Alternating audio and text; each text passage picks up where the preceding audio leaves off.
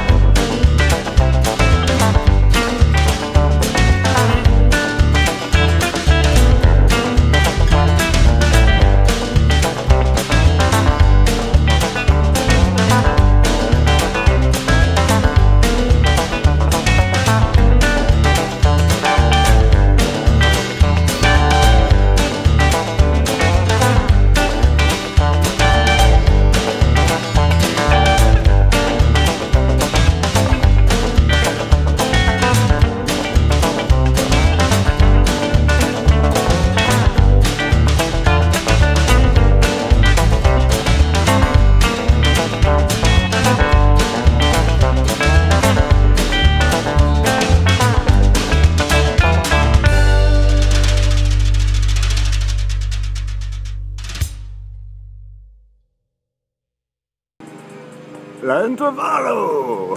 The remix. There was never an original for this to be the remix of. There should not have been an original of this. This should not have been. I should not have been. When I was 6, this is a true story, when I was 6 years old, I was riding in a car with my mother. I love my mother. We don't speak right now, but we'll speak again, whatever. I was riding in the car with my mother, and she said, I said to her, honest, curious question. I've been speaking in full sentences since I was like 2. You know, like, the language came quick. Oh, now you stop lawn mowing. Okay, I'm kidding. I don't have to have the world stop for me, Mr. Aldridge. Anyway, my mother, we haven't spoken in a while. That's a complicated story. But my mother, I was riding in the car with her when I was like 6. I was definitely 6. I remember this moment in life. It was wonderful. I said to her, because I had heard people talking about accidents and such, you know, children being accidents. And I knew what that, I had a sense, you know, like I figured out that it was an unwanted child. It was a child that was like, oh shit, we have a child. And I asked her, because I was curious, I was like, I wonder if I was an oh shit child. Because I was certainly a shit child, I knew that. But was I an oh shit child, if you catch my meaning? And I asked her, riding in the car with her, I remember this so clearly. I asked her, Mom, was I an accident? And she responded to me, no, Joel, you were a mistake. And I was like, good answer. There was a part of me that was like, because I was 6, you know, it's difficult to understand. Like, up until you're 6 years old, this is science, you can understand blue, and you can understand wall, and you can understand, like, left or whatever, but left blue wall, or, you know, to the left of the blue wall, that's not something you can grasp until you're 6 years old, you know. I think I had grasped it at that point, but this was a little above a left blue wall conversation at its core. But at the same time, like, it's even then, I both was like, huh, and was like, that was a pretty funny joke. Because when I was 5 years old, people literally said to me as a 5-year-old child, you should try stand-up comedy. I didn't try it until I was like in my mid-30s, like a doofus. I did other things in entertainment professionally, of course, as I've discussed.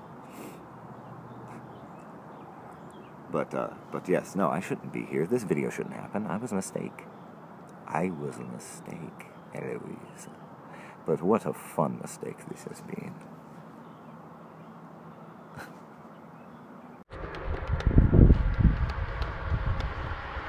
Madeline, it's going to be fine.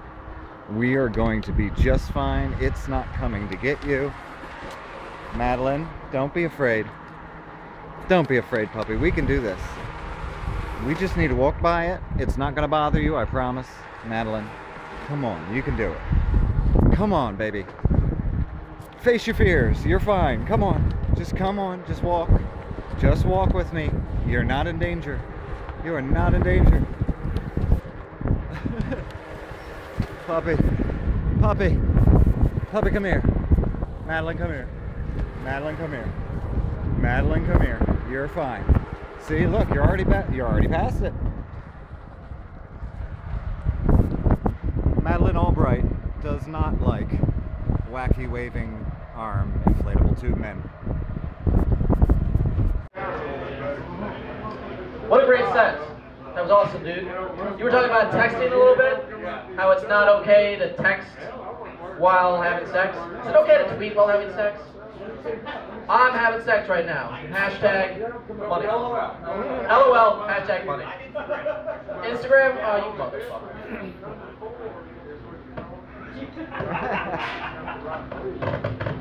Holy fuck. This next comic we have coming to the stage, it's my first time seeing him here. I don't know if it's his first time doing comedy. It is his first time doing comedy. I'm a virgin. I'm a virgin. Be gentle. He's also a virgin. Be gentle. Everybody be very gentle and loving, and just, if he wants you to hold him after, just that's Tender. what he needs. Yeah. So, give a warm welcome and round of applause to Joel Elliott, everybody. And how coincidental is it that this is my virginity losing story that I'm coming to you with tonight? Thank you, Rocket City. You guys are amazing. This is a nerdy town. I love it. Huntsville, Alabama. How in the hell did I get here? It's really a little fuzzy. It's been a bumpy ride. But again, my name is Joel Elliott. That's Elliott with 2 L's and 2 T's. Friend me on Facebook or something. That would be terrific. Now that we're all friends, I want to make one thing clear. Rape is not funny. It's hilarious. Okay? Now stick with me for a second. Any other people been raped in this bar that want to call themselves out with a show of hands? Okay, you sir. Wonderful. All right, this is going to be awkward. Let me set the scene. I went to Arlington Baptist School in Baltimore City. Okay, this school put the fun in fundamentalism. We're talking 6,000-year-old Earth, no sex till marriage, the whole shebang. And because we're teenagers being told every single day, don't have sex, don't have sex, don't have sex. We talked about sex all the time. You know, I had this friend, Vicky Matthew, we used to have a bet. Can a man be raped, basically, is the bet. And we all know Catholics, so yeah, we know a man can be raped, but we're talking about like traditional, coital, feminist rape. Can a woman rape a man? That was the bet. And my argument was, no, I mean, there are certain things that have to happen, and if I'm thinking like, no, I don't want this, nothing's gonna happen. Her argument is, if she's working hard on it, you got no choice. It's gonna be up, ready, and you know. So we go back and forth on this for like a year, and eventually we're like, okay, until we can prove it, let's just set it at $5. Whoever wins, wins. Okay. So some years later, it's 1996. I'm going to college now. I'm staying in the dorm. I've recently been diagnosed with a debilitating personality disorder. So like my life is just chaos, absolute chaos. I'm washing down heavy psychiatric medication with liquor, which, as you can imagine, did not go too terribly well. So when I get to the college, first thing I do, of course, the first thing they do is gather you into an auditorium, all the freshmen, and it's like the Oprah show. A guy with a big bucket comes out, a bucket full of condoms, just throwing condoms at the kids, you know? Like, you get a condom, and you get a condom, and you get a fist full of condoms. So we're all leaving this, and we're all talking about sex because somebody just threw a bunch of condoms at our face. And what I decided to do with this is establish a union. Because there are two types of virgins. There's the type of virgin that says, oh, well, I never think about sex at all because I'm going to save this for my true love and when I get married. And then there's the type of virgin that tells the truth, that I'm really horny because I've never had sex. And so I find those virgins and I gather them together and I become the president of the Virgin Whore Union at UMBC. And I was a smart teenage boy, that's right. So, you know, I've gathered all of these virgin girls and a few guys. They were welcome too. And I'm the president of the union. We have meetings, everything. There's like 24 of those. We almost printed shirts. It was really like an official thing, the Virgin Whore Union. So a few months into the union's, you know, life, I meet this redhead.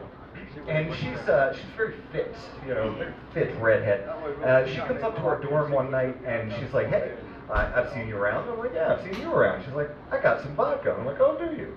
And she pulls it out, and it's plastic bottle vodka. I don't know if any of you have ever had vodka out of a plastic bottle. It is the harshest, nastiest thing that you could ever. For some reason, the plastic bottle vodka is just the worst. So we're jamming on this vodka, okay? A couple of the members of the union, and this girl, and me. And at the end of the night, she's like, well, I don't really want to go home. Is it okay if I stay with you tonight? I'm like, sure. You know, come up to my room. My roommate will be there, so we have to be quiet. And I'm saving myself for marriage, so nothing can happen now. And just keep that in mind. So she agrees. We go up to the room. We get into my little, you know, cozy thing. I've got like the bed wrapped in blankets, because again, I've got a severe personality disorder. And so I've got this little bat cave that I've created out of my bunk. And we crawl into that little cocoon. And, you know, we're there snuggling, everything's fine. She starts making moves. And, you know, I'm expecting a little of that, and that's fine. Starts kissing, everything's fine. Then she starts making moves towards other areas. And I'm like, hey, you know, this, I told you, you know, nothing's going to happen, okay? And she goes, shut up. And this is where I know that I'm in trouble. Okay, I'm like, my roommate is right over there. We can't do this. And she goes, shut up. And grabs my head and moves it to her area. Okay. Now, I'm not a gourmet at this time in my life. I'm a complete virgin. I have never gotten into the culinary aspects of sexuality. So, you know, all I know is my face is there, and you know, my hair is like being just torn out by the roots while she's just moving me. You know, she's just using me basically as her sex party toy, you know, thing. And once she's had enough of that, you know, I'm now back on my back. And this is absolutely true, people. I cannot stress that more.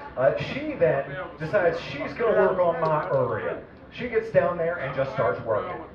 And this is where I discovered that Victoria Matthew was right. There is nothing you can do. If she's working hard on it, it's there, okay? So she gets that going, and then she marks like an animal, you know? And now, all of a sudden, I'm like, okay, I'm having sex now. I was not intending to have sex tonight. And it's happening. So I do the only thing that I can do to empower myself, and I last as long as you, sir, said that you did. I just go ahead and, okay, I'm done. And she keeps trying for another minute or so, but you know, I'm done. It's over. So she gives up. She flops over. I crawl out of the cocoon once I'm sure she's asleep, and I just wander around aimlessly through the campus for the rest of the night, just bewildered at the whole situation. Morning comes. I go to the room next door. 2 members of the Virgin Whore Union live in that room. I go into the room and I'm like, guys, I got bad news and I got worse news. And they're like, okay, what's the bad news? So I was like, well, I have to resign as president of the Virgin Whore Union. And they were like, oh no, why? What happened? Well, first, what's the worst news? And I say, well, the worst news is, I think I got raped last night. And I'm laughing, you can laugh, it's fine. So I ask him, can I use your email? And I pull up an email and address it to Victoria Matthew, and I just say nothing else. I just say, I owe you $5. And the phone call that followed that was pretty great. But okay, so here's the kicker. I go back to my room where my rapist is sleeping, and I pull the curtains to the little cocoon that I've created, and I wake her up, and I say, good morning. And I must have had my best rape face on or something, I don't know. But she looks me dead in the eye and says the most amazing thing a human being has ever said to me in my life. And I grew up in Baltimore City, I've heard some messed up stuff. The exchange literally went like this. I said, good morning. She looks me in the eye and she says, oh, did I rape you last night? Honest to God. She said, did I rape you last night?